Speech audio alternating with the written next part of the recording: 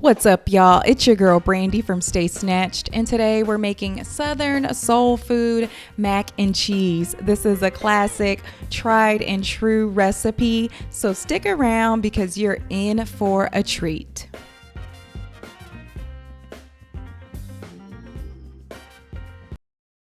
What's up, y'all? Today we're making one of my favorite recipes. It's one of the most popular recipes on my site, and it's my Southern baked mac and cheese. So you can call it soul food, mac and cheese, whatever you like. I'm super excited to finally get a chance to walk you guys through the process of how to make this recipe. And so when we talk about Southern mac and cheese, soul food mac and cheese, there's a few distinguishing characteristics that set apart one mac and cheese recipe from the other. One of the most common debates and things that you hear about in the community in terms of mac and cheese are whether you put an egg in the mac and cheese or not. And so this recipe does not use an egg. If we think about and discuss why eggs are used in recipes, eggs are used as a binder. They will bind together ingredients so that things won't fall apart. It will help keep things intact. So for a lot of my casserole recipes, I do use an egg in there so that it can bind the ingredients together. For mac and cheese, I don't want it to be bound. I don't want things to be that intact. And so for me, the perfect mac and cheese has a crispy top layer from that baked goodness in the oven. And then when you dive into the mac and cheese, it has a creamy center. And so that's my preferred method.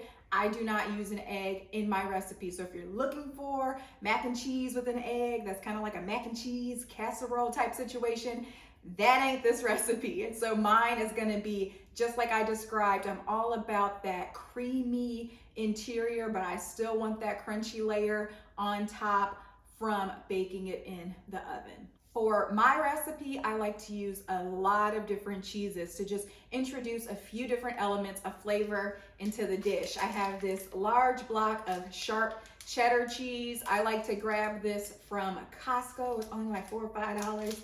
And this is 2 pounds of cheese. And then I have some parmigiano reggiano. I've got some fontina. I got some romano. And then I have some muenster cheese. And so you're probably looking at all this if you've never made this recipe before and saying, that's a lot of cheese. Do I have to use all that cheese? No, you don't have to use all of the different cheeses that I'm using here. You can also even sub in different cheeses that you wish. I even have a bacon Gouda mac and cheese recipe that heavily focuses on Gouda cheese. So you don't have to use all of these, but will it taste the same? Nah. It's not going to taste like this recipe, but it'll still taste good. So use the cheese that you wish and that you like. The other thing that you may notice is that none of these are pre-shredded cheese that come in a bag. These are all block cheese that I pick up. At Costco, there's only one section to buy the cheese, but if you're just in a regular grocery store, these are all gonna be by the deli section. It's gonna be in that finer cheese section. It's not gonna be where all that processed cheese is. It's gonna be somewhere else, and this can be a little tad expensive. For example, this Parmigiano Reggiano, which is different than Parmesan cheese. This is the real deal. This alone was $8, and it's almost a half a pound. So it can get pretty expensive. You're also probably thinking that's gonna make it really, really time consuming because you gotta shred all that cheese. There's one hack that I'm gonna show you guys today too. You can throw your cheese in a food processor. If you have a food processor, go ahead and slice up some big chunks and then throw it in here and let the food processor do the work. I do still use my cheese grater to keep some of this shredded cheese, to shred some of the shredded cheese and make it a top layer on the mac and cheese. And so you'll see once we use this food processor to kind of grind up the cheese, it'll give it a certain consistency that once it melts, it does not matter. But in terms of my top layer on that mac and cheese, I still want that shredded effect. And so I still do use my grater for just a little bit on top.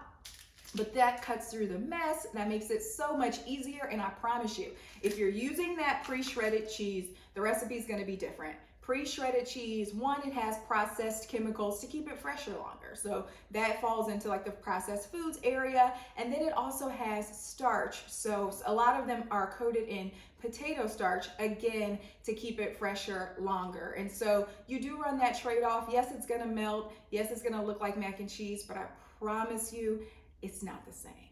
Just do it this way, y'all. And so let's dive into some of these other ingredients. You're gonna need 4 tablespoons of butter.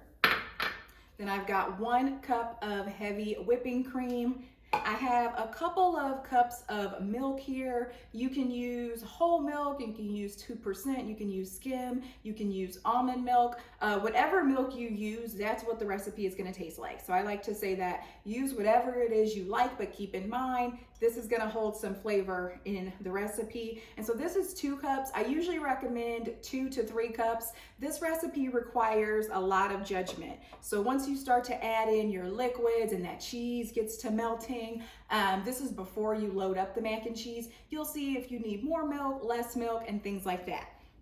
So then I've also got some salt, pepper, and some onion powder here. This is another thing. I don't really measure. You got to kind of season to taste. You'll put some of this in your cheese sauce, give it a taste, see if it needs a little bit more of something else. And then I've got some flour here. And so the flour and the butter are an important component of this recipe because together they're gonna make a roux. And so that will be the base of your cream sauce. So you'll see in a moment, once I get to going there, how we use those to create the base cheese sauce for this recipe. The pasta that you use is pretty important.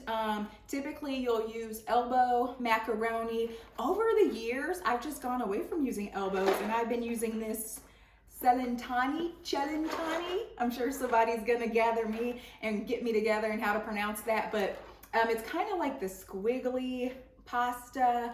I think that it just works so much better with mac and cheese. The way it melts in to each layer, it's epic, y'all. But you can obviously use elbows if you want.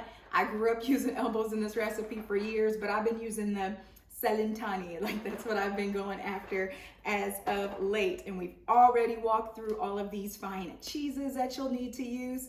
So let's go ahead and get started, y'all. Oh, how could I forget? The pan that you use. So yeah, let's not get started until we talk about these pans first. The pan that you use is pretty important too. This is, the recipe here calls for a 9 by 13 inch dish. If you double the recipe, then you're gonna need to double the size of the pan that you use, etc. And this is a ceramic dish. This is the one that I most commonly use for my get-togethers when I'm making up some mac and cheese or whenever I just make this recipe in general. So this is a 9 by 13 inch ceramic pan. You can also use a 9 by 13 inch glass pan. So in terms of what I recommend ceramic or glass. Those are gonna conduct heat the best in your oven. If you use a metal pan, those do tend to cook a lot faster than glass or ceramic. So keep that in mind. If you're using a metal pan, keep an eye on your mac and cheese. You should be keeping an eye on it anyway while it's in there, especially if it's your first time making this recipe or recipe like this. But if you're using a metal dish, it's gonna cook up a lot quicker. And so you'll need to take that in mind, keep that in mind, and take that into account when you're timing when you need to pull that thing out. And so now we've walked through all of the cornerstone information. Let's go ahead and get started and whip up some mac and cheese, y'all. First, you're gonna boil a large pot of water along with some salt and add 1 pound of your pasta. And then go ahead and cook that in accordance with the directions and instructions on the package. And while that's cooking, I like to shred up my cheese, and I'm using a food processor to do that. And I've got some cheddar, fontina, romano, and parmesan cheese here. Then I'm melting my butter in a pan. And once that butter is melted, I'm gonna add some flour there and give that a nice good stir. It's gonna create a thick consistency, which is a roux. And then I'm gonna add in my milk, followed by heavy cream.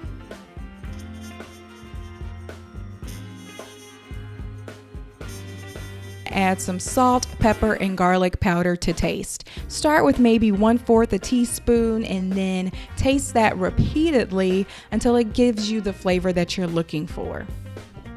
And then you're gonna add in half of the cheese that you shredded, or in my case that I put in the food processor.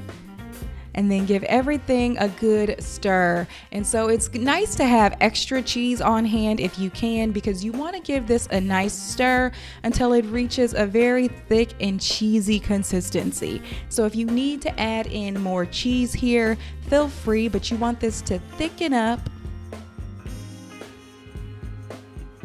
and look like it does right now.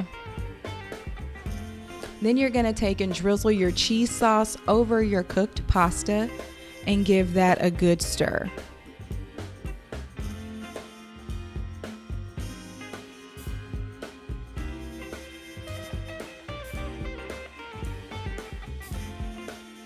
And then you're gonna layer this mac and cheese like a lasagna. So your first layer is gonna be that pasta and cheese sauce mixture.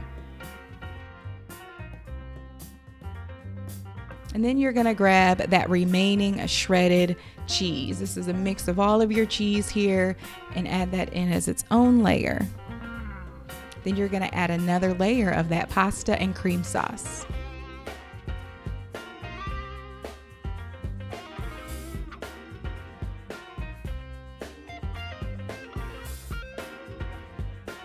And continue adding in your shredded cheese.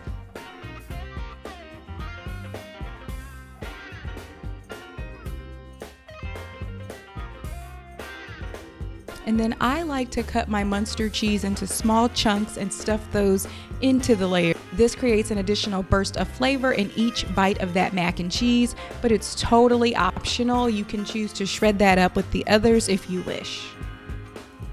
And then this is the cheddar cheese that I shredded using my cheese grater.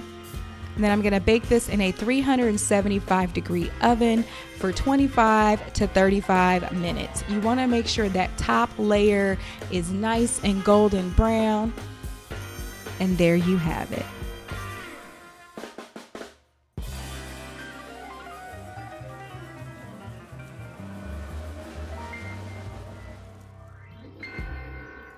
So I'm back for a taste test and just a few final thoughts. You can see I dug into this prematurely. I did not wait for it to cool because I never can just wait for it to cool. So thick and creamy. And cheesy.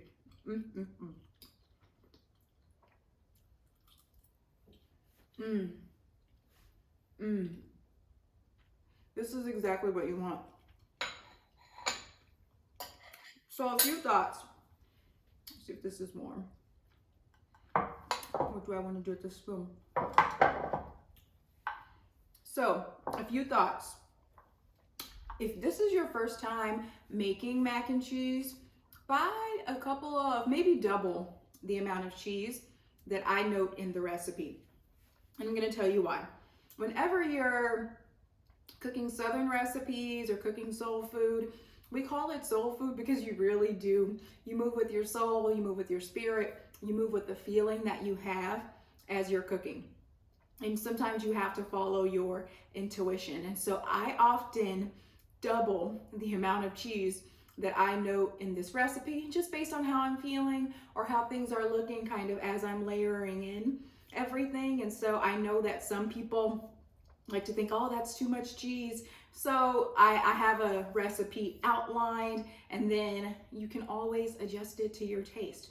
And as I said before, you can use whatever type of cheese you like, whatever type of cheese you think will pair well with mac and cheese, go for it.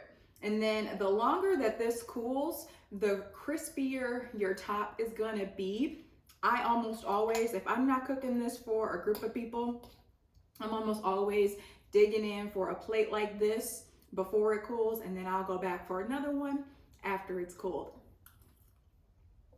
If you enjoyed this video, be sure to like and subscribe.